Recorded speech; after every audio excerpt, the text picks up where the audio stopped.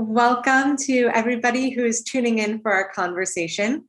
On behalf of the UCLA Alan D. Levy Center for Jewish Studies, I'd like to welcome you to the 1939 Society Book Talk in Holocaust Studies, highlighting Professor Laura Levitt and her recent work, The Objects That Remain. This book is available through Penn State University Press and wherever books are sold, and we would like to thank you for staying socially distant and intellectually engaged by joining us for these virtual events. We truly appreciate having you here. So Dr. Laura Levitt is a professor of religion, Jewish studies, and gender at Temple University, where she has chaired the religion department and directed both the Jewish studies and the gender, sexuality, and women's studies programs. Levitt is the author of The Objects That Remain, which we'll be talking about today, as well as American Jewish Loss After the Holocaust and Jews and Feminism, The Ambivalent Search for Home. She's a co-editor of Impossible Images, Contemporary Art After the Holocaust, and Judaism Since Gender. And Dr. Levitt edits NYU Press's North American Religious Series with Tracy Fessenden at Arizona State University and David Harrington-Watt at Haverford College. And another brief note is that we will be sending information about this through your email, so you can check in and sign in and watch this whenever you have the time. Thanks again for joining us. I'll leave it to Laura to begin our conversation and provide a little brief overview of her beautiful book.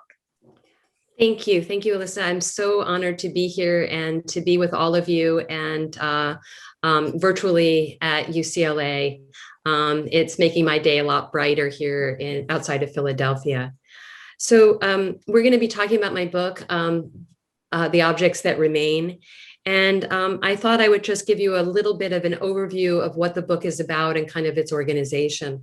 So the book is about how everyday objects are transformed into something else when they are brushed by violence.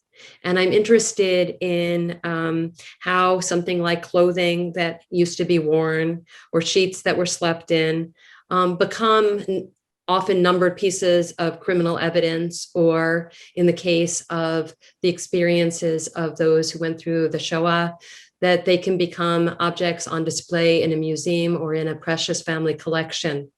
And I'm interested in how these objects, on the one hand, serve as a kind of evidence of horrible crimes, both grand and intimate, and on the other hand, the ways in which they also take on, having been brushed by violence, intangible qualities.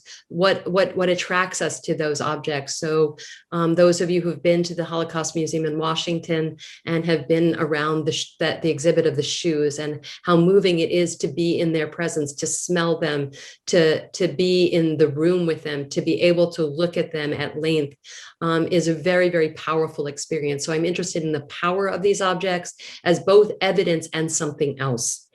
And so the book in many ways begins with my own story. I'm a survivor of rape. And the book kind of began when I met the poet Maggie Nelson, who had just written a book of poems called Jane, a Murder, about the death of her mother's sister, a woman that Maggie never knew, who was murdered in 1969. And when I met the poet, she had just finished this book, spending years piecing together the shards of her aunt's life, talking to people who knew her, her fiance, members of the family, reading her diaries, reading her letters, trying to kind of get a semblance of this woman whose death kind of overshadowed her life. She was kind of a ghostly figure. And it turned out that once this book of poems, Jane, a Murder, was published, there was strangely a break in this over 30-year-old cold case. And when I met the poet, she had just been to the preliminary hearing in her aunt's murder case. And at that hearing, lo and behold, was all of this stuff that she didn't know existed.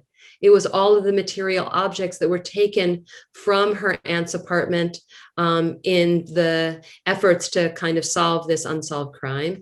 And also the objects, the clothing, the material objects that were with her when she died. And it was hearing about this other woman's clothing that was a real shock for me, because at that time, it was over 15 years since I was raped in November of 1989. And I'm a person who cares about clothing. And I was kind of taken aback that it had not occurred to me until that moment that I had not thought about what the police had taken from my apartment in Atlanta, Georgia that night. And so that's what set me on this journey. At the same time, I was working on Holocaust memory, writing my second book, which was called American Jewish Loss After the Holocaust. And I was also kind of dealing with ghosts, and I was looking at a different kind of object. In that book, I was interested in family photographs. But learning about this case and thinking about my own made me, and while I was working on Holocaust material, really set me into this very long and very incongruous and kind of roundabout journey to figure out what happens to objects that are held in police storage on the one hand, and in Holocaust collections on the other. And I wanted to think about what they might have in common, what it would mean to think about them together and what that could open up. And that's really what the book does. And so the first half of the book is really about what I'm calling broadly construed sacred texts.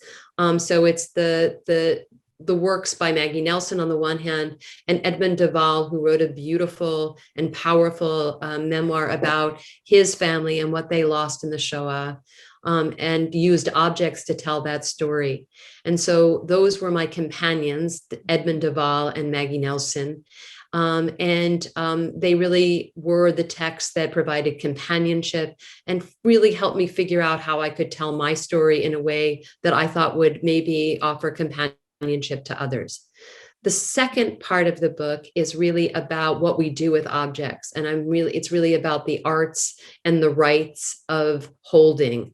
So I look at the practices of police property management on the one hand, and conservation and archival and library practices and curatorial practices at the United States Holocaust Memorial Museum on the other. And then the sort of book kind of ends with a kind of meditation on how we hold these pasts and continue to live in an ever-changing present and future. Thank you. That's a beautiful summary, as I mentioned, of a truly beautiful book. And one thing that you said just now was that you were hoping your book could offer companionship to others. And for me, as a relatively young female academic, it offered companionship to me in three ways that I found particularly compelling that I'd love to talk to you about, as well as other questions. But one that jumped out to me right away is, as someone who was once in an abusive relationship, there were two clothing items that I vividly recall, that not only vividly recall, but one that I held on to for a really, really long time, and one that I was desperate to throw away. And the one that I was desperate to throw away was the pants that I was wearing when I had to call the police on my ex-partner at the time. And every time I looked at those pants, it just, brought up these emotions in me and made me so angry and upset and horrible. And I remember vividly the day that I put them in the trash. And the other was the sweatshirt that I wore in the weeks that followed as I camped out at a friend's house and recuperated. And it was the only sweatshirt I wore, and I wore it day after day after day. And besides those two objects, those two clothing items that were marked by violence in many ways in my life, I also hold on to other clothing items that represent love. I still have the tank top that I wore when I went on my first date with my now husband, even though it doesn't fit me anymore. And, other similar items. I remember when I wore my first day I went to summer camp, which I love so much. You have these memories and clothing is really powerful. I imagine, especially for women, in some really interesting ways. And I love in your book, and perhaps this is where I'm coming from disciplinarily as a sociologist, but just hearing these women's voices over and over again, and your dialogue with them and speaking openly about friendship and how it's shaped the way that you think about these things. So that was one way I related to it. I also related to it as a grandchild of 4 Holocaust survivors that, I went to Auschwitz and Majdanek. My grandmother's family was murdered at Majdanek. Some of my grandfather's family was murdered at Auschwitz. And I went for the first time when I was in 10th grade, and we'll talk about this hopefully more later in our conversation, but I remember seeing those bales of hair. I remember smelling the shoes at my neck. I actually took a photograph of the shoes and won a photography contest when I was 16 years old for that photograph. So it's very surreal to hear you talking about them and how they're preserved now. And it was fascinating to me. But also what I remember seeing that hair was being very angry and feeling as if it was dehumanizing and distant. And in a way, it's behind this glass. You hear about it and hear about it and hear about it, and then you go and see it. And it just, to me, seemed in some ways stripped of the stories of the people that were being told. And so you have this fascinating conversation about what these artifacts and some mean to different people, especially to survivors themselves, and how there was resistance among survivors to displaying this hair. It made me think about these custodial practices and also practices of Holocaust museums, the US Holocaust Museum, Auschwitz itself, and so on, and who their imaginary viewer is and how that shapes how they curate their objects. So that was another way in which I related. And then the other was just as a woman in academia. So this is where I want to dive in. My first question, I wrote down some questions, was you write early on, I think it was on page 10, you talk about how when your life was threatened, one of the things that you feared most was that you wouldn't be able to live out your life stream as a scholar and as a teacher and as a writer. And you had just been beginning to find your academic voice and you feared that you would lose it. And I understood that fear so intimately because I felt that way so strongly when I was in an abusive relationship and trying to, not lose that part of myself. It's so hard. Our writing is so intimate. And at the same time, and you mentioned this in the book as well, so often we have to distance ourselves from it. And I imagine that there are many women in academia who have similar kinds of experiences that raise and bring up similar kinds of concerns for them. So I would love to hear you talk a bit about your trajectory, writing all the books you wrote, writing this book now, and how those parts of yourself you did and didn't allow yourself to bring them up in these other books and what led to this one, sort of a bit about your creative process and journey in doing this. Well, first of all, I want to thank you for there's so many things to say about all of the points that you've made so far. Your story, I'm so sorry about your experience of abuse and your grandparents' story. And all of the above. And between the shoes and the photographs and, all of those resonances are just so rich and so powerful. And also the sort of affective engagement with objects and both what you hate and what you love, what you need and what you want to let go of. I just undid my childhood home this summer. My father is going to be 95 in June, and he is now in assisted living, and the house had been sort of sitting for a while, and it was 50 plus years of accumulation, and I really had to let go of so many things, which having just having finished this book, finished the manuscript, and I sent off the page proofs, and then I went to deal with the house in Dover, Delaware. And it was really a very profound experience of letting go. So I think that these things go together, and we need certain objects or are attracted to or need to hold on to them for different reasons. And I also just want to say, if all of you have not read this beautiful book, Love, Loss, and What I Wore, it's just spectacular in the ways in which she both understands the love and the pleasure and also loss, and that clothing can do that in kind of ordinary life, which is often not so ordinary at all, right? I'll interject. The author of that book, I think her name is Emily Spivak, and there's a Netflix series that's coming out based on it. So I was thinking about that book a lot while reading yours. Oh, that's so great. I do love that little book. So let me go back to sort of the fear of voice. And I think that my trajectory really began when I was in graduate school in the late 80s and early 90s. I was in that sort of moment of great interdisciplinarity and a kind of flowering of feminist theoretical work. And I worked primarily with more literary scholars. And so some of the people that were really important to me, one of the most important teachers for me at the time was Angelika Baumer, who taught at Emory, actually in the interdisciplinary program, but whose training is in German and Comp Lit. And Angelika introduced me to Irena Clefish's work, to Evelyn Beck's work. Evelyn is also her teacher. And at the recent AJS this year, we actually did an intergenerational post-Holocaust feminist panel that was really about thinking about genealogy differently and thinking about mentorship differently and the ways in which we piece that together. So it was Evelyn Beck, who was Angelika's teacher, Angelika, who was my teacher, and then my first graduate student, who is Swiss and German. Her name is Tanja Oldenhave, who works on post-Holocaust New Testament scholarship. She's written about parable scholarship in New Testament studies, and she's also written about passion narratives, and she is now working out of Switzerland. So it was the four of us, and we've actually been meeting since. And I feel like I've laid claim to this inheritance. And Evelyn Beck is not only the author of Nice Jewish Girls and a brilliant scholar of comparative literature who wrote on Kafka and others.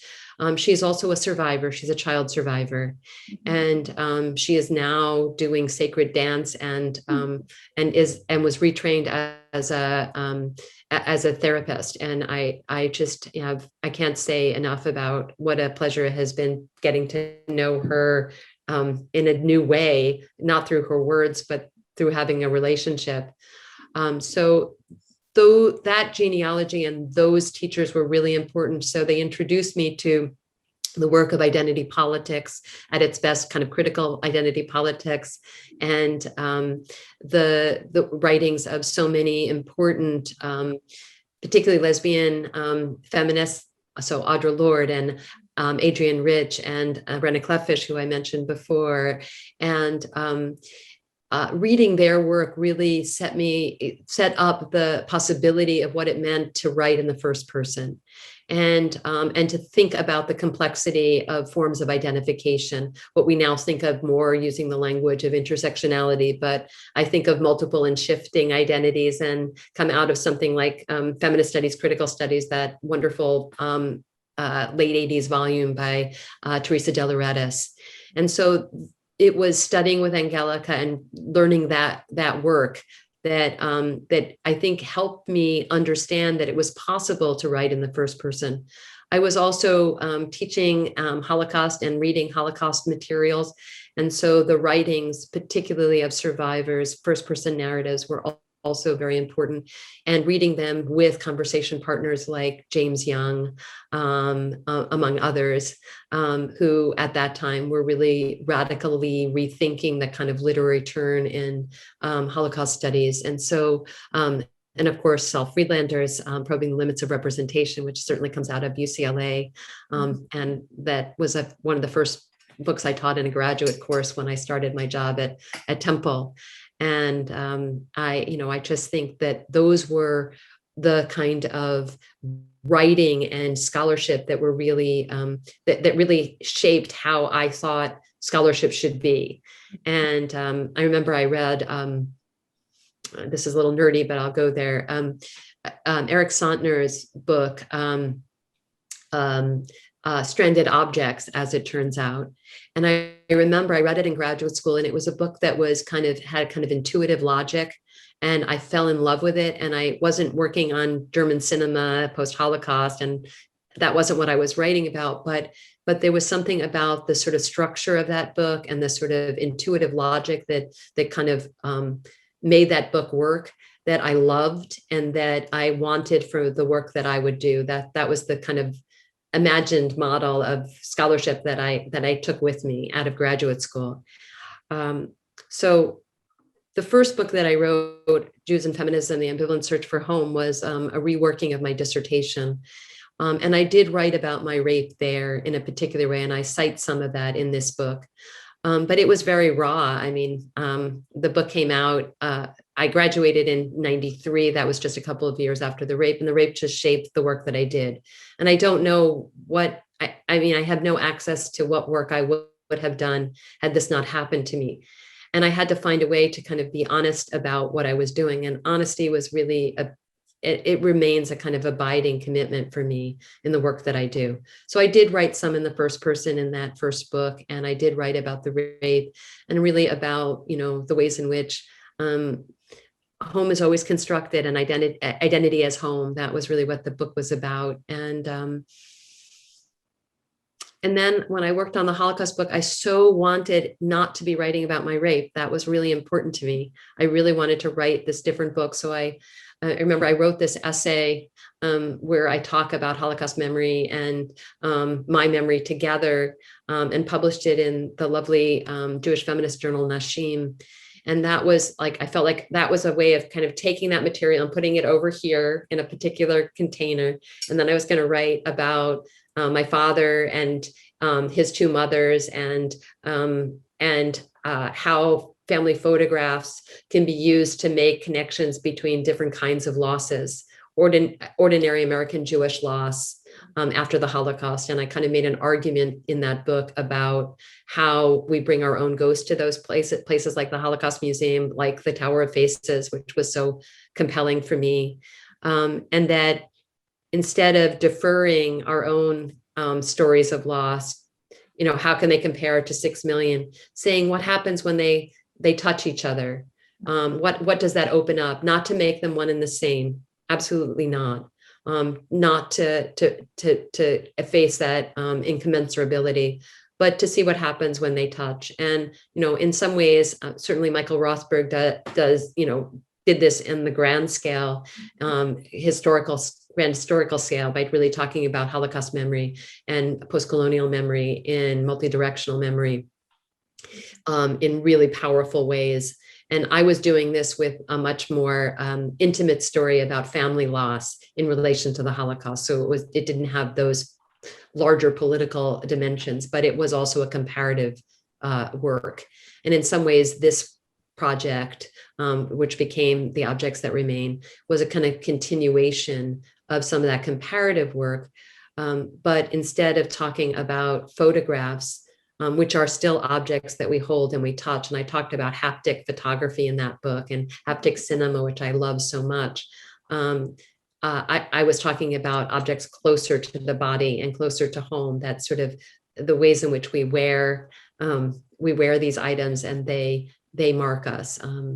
And I wanted to sort of use that as the sort of way into kind of building these connections, because I made the connections, but I wasn't sure how to kind of play them out, or how, you know, and I wanted to be very careful about this.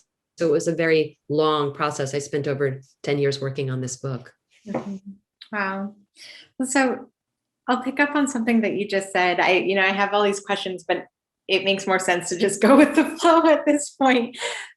I thought the way that you just explained, and we bring our own ghosts to our interactions with these objects in different settings.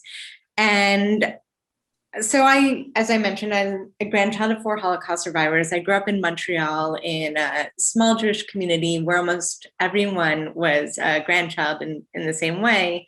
And we learned English, French, Hebrew, and Yiddish until 9th grade, and learned Torah, Tanakh, Jewish traditions, history. I had never learned about the Porphyrion. Am I pronouncing that correctly? Porphyrion of God, yes. I probably am also. Oh my gosh. That's how I've heard my medieval colleague talk about it. I mean, what a beautiful concept, and painful. And it took my breath away to read about it. And it was the Porphyrion of God.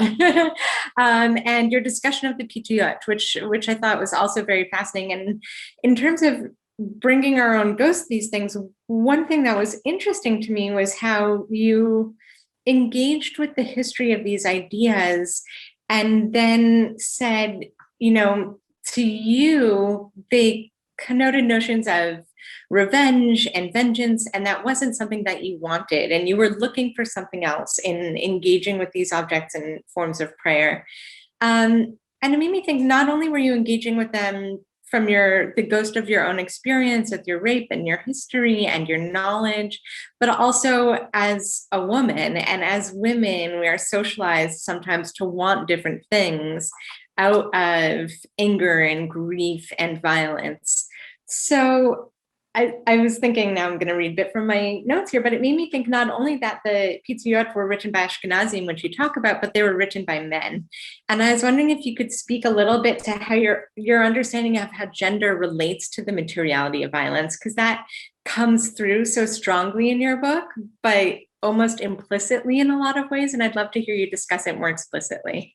Well, actually, listening to you say this, and I'm saying, well, I didn't actually say that directly, did I? I'm struck by it's an absolutely obvious and a kind of important point. But I think one of the ways this came through is that my colleague, Kathy Biddick, was the first person who I heard present this material, and I became, and the way she talked about it, she uses language like confection. And so this is this kind of textile that becomes a kind of archive. And that justice will be done at the end of days. And I just thought that was so beautiful. And so then I went back to her sources, which for her were Yuval's work on these materials. And I read them really carefully. And I was just so, I guess, profoundly kind of disappointed, right? I kind of, part of what I wanted to be able to do in the book. And so I bring you all into my process. So I think it's worth, dare I say, wrestling with the texts or spending time with them, seriously, really engaging them. Even if you don't like their conclusions, I think there's something that I value about the process, right? And so in this case, I would say, the imagination of justice as kind of revenge, or as I talk about it, more blood, does just seem like a kind of militaristic, a kind of, violence for violence. And I think that when I think about justice, I want to think about what's going to make things better, right? I don't have a lot of confidence in the American legal system myself, but I would have gone to court if it had happened that way, not for anything from me particularly, but I believe that the man who raped me probably raped other women and would continue to do so. And so I would go for the sake of those other women. So for me, justice is about a kind of reckoning that is, I would suggest, as you do, gendered. And I don't want that. I think that we can have revenge fantasies, and I really like the idea of revenge fantasies. But they're not to be acted upon. And that's the challenge when you read Psalms, right? If you materialize the Psalms, I mean, they're, let my enemy suffer forever and ever. It's kind of like a mirror speech, it's like, just get it out of your system as a fantasy. And we need spaces to have anger. I'm not a person without anger, and we need ways of expressing it. And I think actually Psalms are a brilliant way to do that. I think that they are resources for that affective engagement. But when you materialize them and you literalize them in that way, then that's something else. And so maybe it's in part gendered, but certainly, that's how I really came to this. I just didn't want more blood. Yeah. Well, I understand that. And it's interesting because I think that, speaking about justice and peace is sometimes opposing concepts. And I think you mentioned that in the book. And oftentimes it's easier to feel angry on behalf of others than on behalf of oneself, and to desire the justice less for oneself because whatever happened already happened, and to more so be motivated to protect others. And I think there's a really interesting tension with some of the work that you do relate to the Holocaust and those concepts as well, and how people even understand modern day trials against former Nazi perpetrators who are in their late 90s. You know, there's a question of who are these trials for? Are they for a lesson for the world? Are they for the survivors? What kind of justice does that serve? And I think that's an interesting question. I didn't think about that specifically while reading it, but it's coming up in the conversation in a very interesting way. I want to follow up with another question about gender, if I may. And I don't often get to think about these things in this way, and I thought it was so fascinating. But I was really intrigued by was it a course that you took with police property managers? Yes, I did. Tell us more about that. Okay, so when I started this project, it's kind of where I kind of began, because I thought like Maggie Nelson told this story, and I'm like, wow, what else is in police records, and what is it doing there, and how does it work? And so I actually, you know, I got a little grant. I went to the Harvard Law Library to do some research. I went up, you know, went to Cambridge. I thought, oh, this is great. And the first day I get there and I start talking to the librarian and I say what I'm interested in, and they tell me, you know, that's not a legal question.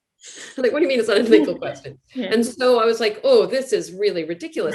So, but I learned about property law and I was reading all this stuff. And in the process of doing that, I discovered that there's this organization that is an International Society for Police Property Management. And I took down the information, everything. And this was in like around 2008 or 9.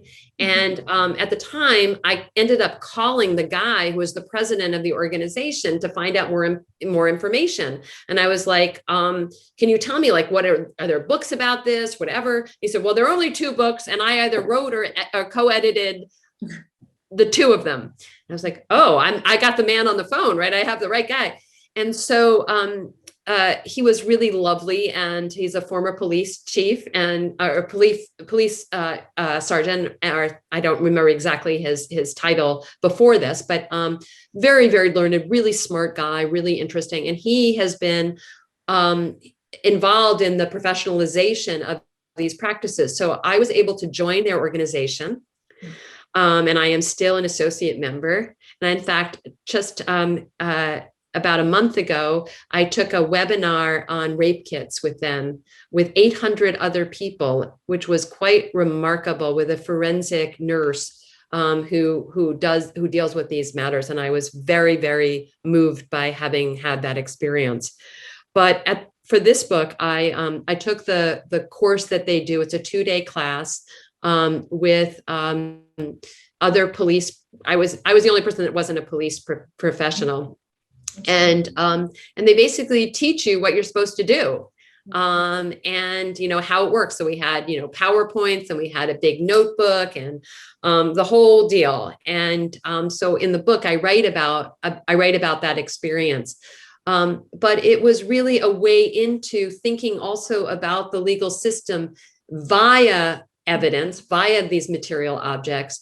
And in order to try to figure out the relationship between this thing that's, quote, not legal, and the fact that you can't have a trial unless there's actual evidence, this was a contradiction. And so part of what happened for me in trying to figure this out was that it turned out that feminist theory was the very vehicle that I had for understanding these dynamics. So I write about the logic of the supplement, and I know that Derrida has written about the logic of the supplement, but I purposefully build on what I know, which is the way in which Joan Scott, a feminist theorist and historian, was able to think about what Derrida says about the logic of the supplement on the one hand, and what Virginia Woolf says about how women are a supplement to history, and how they are both a seemingly trivial addition and absolutely central. And it was thinking through that dynamic of that kind of logic in relation to women's history that allowed me to understand that property management operates in a similarly supplemental and essential fashion in the legal system. And I make the argument that part of the reason why all those rape kits were sitting unprocessed is that we don't talk about custody. We talk about the provenance of getting evidence and getting it into custody as if that's a teleological endpoint. And now we have it in custody. Well, custody, like the custody of children, or I have an old father, of an ailing loved one, or a family member who may have a disability of some kind or an illness. Custody is an ongoing practice. You can't just put something in custody, you have to take care of it. So when it comes to objects, if you want to be able to have DNA evidence, you need to make sure that the soiled garments that you are holding are in temperature controlled spaces, that they are not in plastic bags, that they are attended to. And not only that, and this is the strange thing about property management, it's also a little bit like library science, right? So you also have to have a retrieval system. So I stayed for lunch the first day of the course, and there was a class, there was a presentation by a company that does barcodes, right? But only in very large and wealthy precincts can you have this happen. And that's the other thing about this that I learned, is that there is no overarching federal system of best practices, much less, a kind of regime of what you're supposed to do. And that all of these operations are happening in precincts across the country, and they are being determined by local law in very complicated ways. And what I just learned about the rape kits is, what is a rape kit? Is it a box? Is it a big box, or is it a small box? Is it a folder or a file? How does it, who kind of makes the decision about what it's supposed to look like? Is it the police? Is it the folks who are in the hospital who might be administering the test? What happens when that box, it's a small box because that's really useful for storing them, but once they put all the stuff in them, where does it go? Who is going to contain it in any different place? And there are so many levels at which bad things can happen, right? But I was going there all to say that that these practices are absolutely central to the law, and they require ongoing labor, so that if the law only cares about the provenance, it's not enough, because custody has to be an ongoing process, so that we can then retrieve the objects that are held, even if you have to use a kind of Dewey Decimal System or a chronological system. The people need to know where the stuff is, when and if it might be called. And in different places, it has to be held for more or less time. And there isn't a kind of standardization of that either. So different states and different municipalities have different ideas about how this is supposed to work, and different kind of rules and regulations. So I'm noticing the time, and we have 20 minutes left, and I want to make sure we get to this because it just came up so clearly with everything you were saying. And I imagine people tuning in are going to want to hear about this. But when you talk about custody as caring, and the way that police do this, engage in this practice, and how central it is to the law, I was floored in many ways to read about how the custodial practices of preserving objects from the Holocaust have changed over time. So I think I mentioned this in the beginning, but the idea that the shoes from my Danek are swapped out every 5 years, right? And it didn't used to be that way.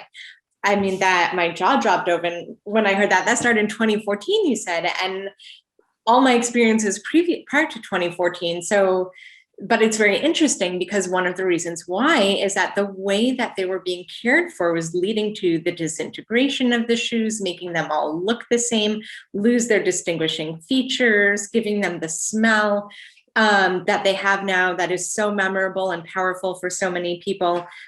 I would love for you to just tell people who are going to be tuning in more about this, whether or not they've read the book. It's just really fascinating.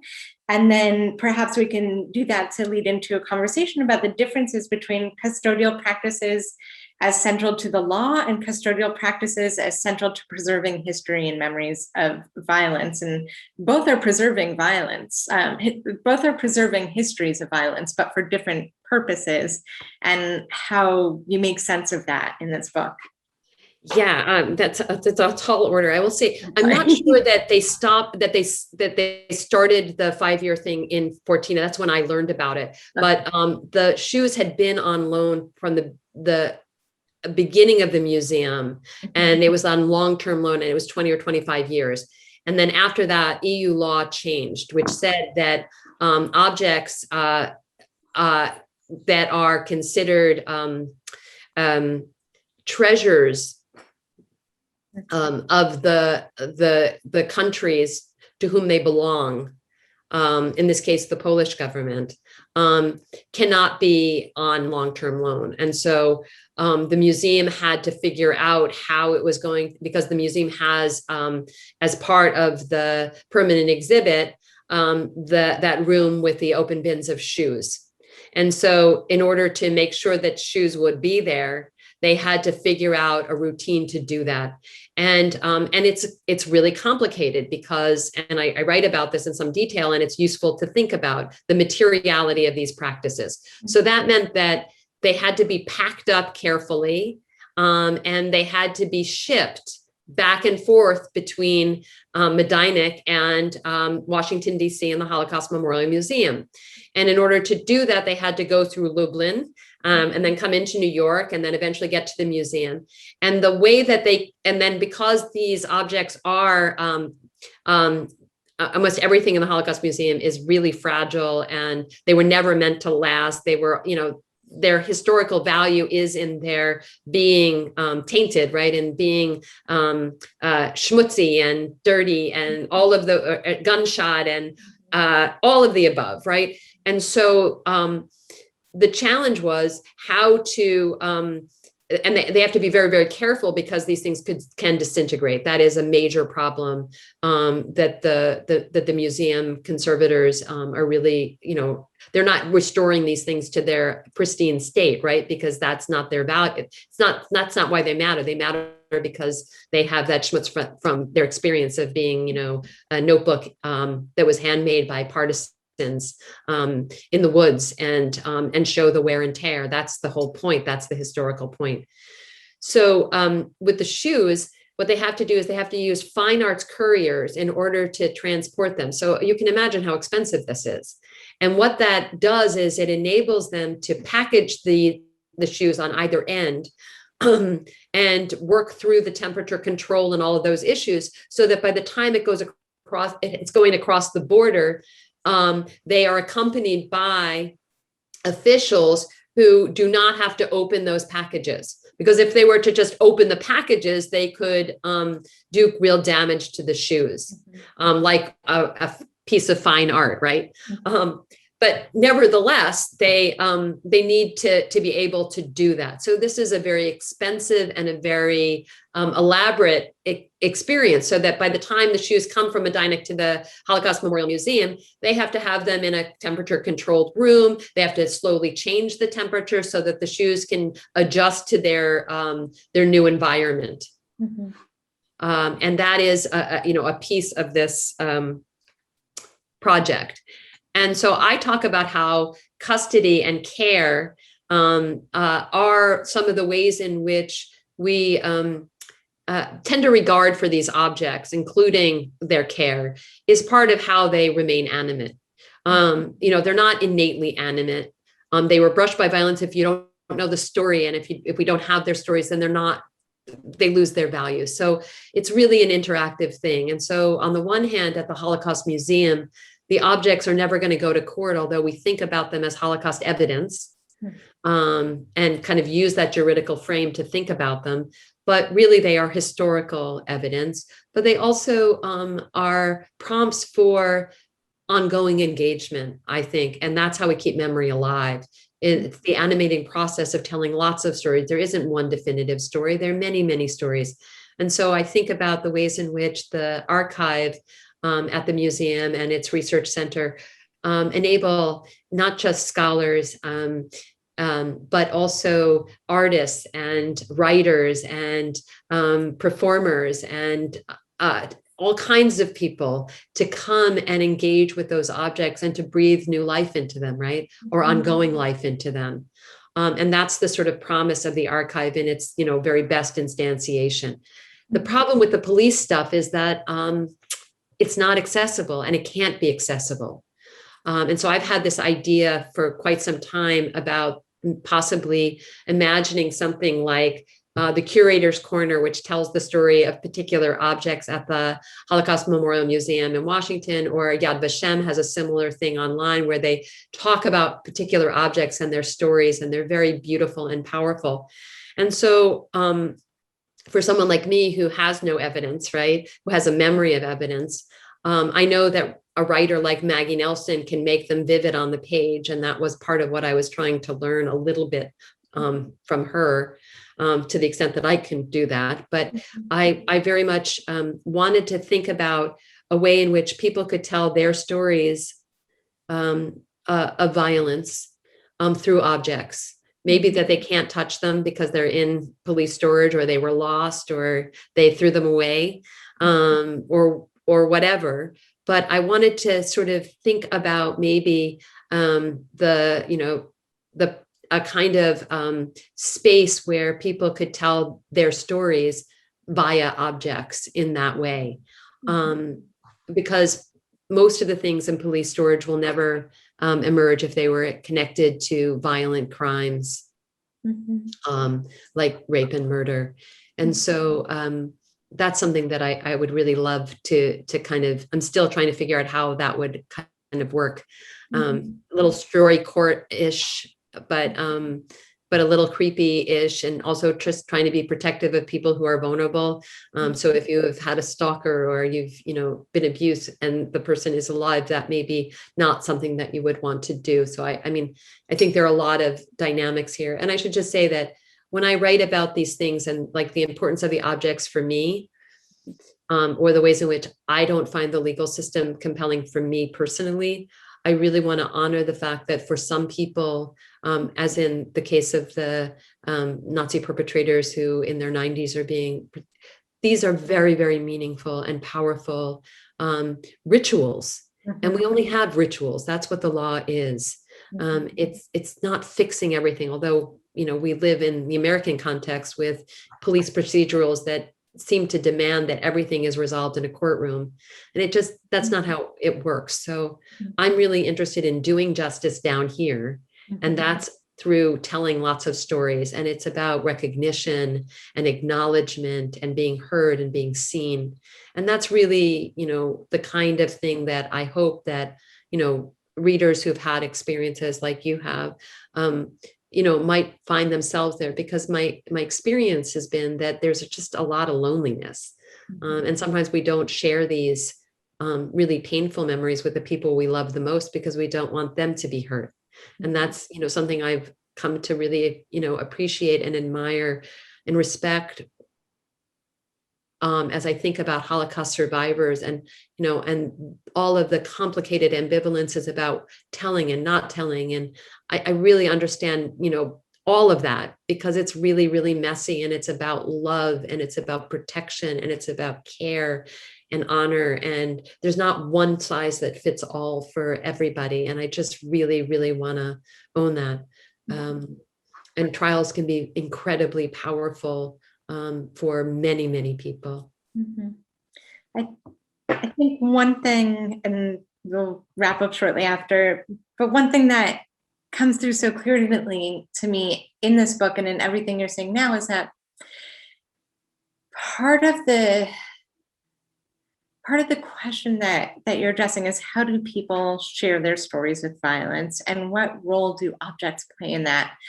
And I think something to mull over that I'm going to keep mulling over after reading your book, and I've thought about this a lot with my own family history, is how do different people then engage with those stories, and how do those practices of engagement differ, not just depending on the person receiving it, but also over time, generationally, of course, depending on, you know, whether they identify as male or female, whether they're young or old, where in the world they come from. You know, I just remember so vividly one of the times when I was at Majdanek, there was also a tour group from Poland going through, a bunch of children from Poland, teenagers, and how different it was for me, my grandmother from Lublin, her family killed in Majdanek, and then these children who, you know, still live there, and what was our relationship to each other. You know, it's just, and also I think very often about, there's these custodial practices of existing objects, and then there's new practices being developed that I struggle with tremendously, but that I know are really helpful for other people. And I'm thinking here of the hologram project at USC, this idea of having survivors who may no longer be alive, but who have hologram versions of themselves that interact with children, or, you know, teenagers, so that they can have the experience of meeting a survivor long after that generation is gone. And, you know, I love my grandparents so much, and we're so close, and they're no longer alive. And the idea of a hologram version of them is so hard for me. But my husband, who does a lot of similar work as myself, has seen this and seen it have a tremendous impact on teenagers who have had the opportunity to engage with this experience. And so I have to think, okay, well, this is people who are telling their stories about violence, and then there's different kinds of people interacting and engaging and responding to them. Yeah. And some of them are original materials, and some of them are novel constructs, and they exist together and sometimes in tension. All of which is to say that I'm going to be thinking about your book and your work for a long time to come. And I feel so grateful to have had you here today, and that we were able to have this very open conversation. I'm grateful to the CJS Levy Center for selecting me to engage with you in this book. And I hope that everyone who tuned in will get a copy. I should hold up a cover here. I separated the cover, but there you go. And get a chance to read it for themselves, because it's really fascinating and it sticks with you long after you're done. So thank you. Thank you so much. It's been such a pleasure to get to know you and to have this really intimate exchange with others, Yes. Participating from afar. Mm-hmm. Well, you provide for that intimacy by writing your book the way you do, which is just tremendous. So thank you.